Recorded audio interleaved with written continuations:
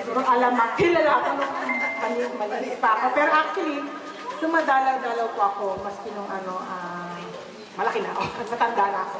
So, yung last ko kong dalaw ay noong May. Kaya lang hindi ako masyadong naglalabas. So, yung mga kapitbahay ni Mama, yun po yung nakikita ako pag dumadalaw sa bahay namin.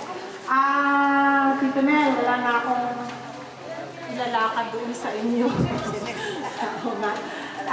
So, hindi na po ako tatagal na lang. So, pasasalamat din po ang gusto kong iparating sa inyo.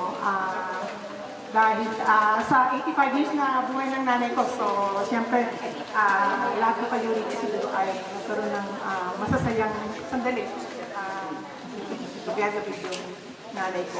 Kaya maraming salamat po at sana hindi natin din makalimutan ang mama ko. Thank you po.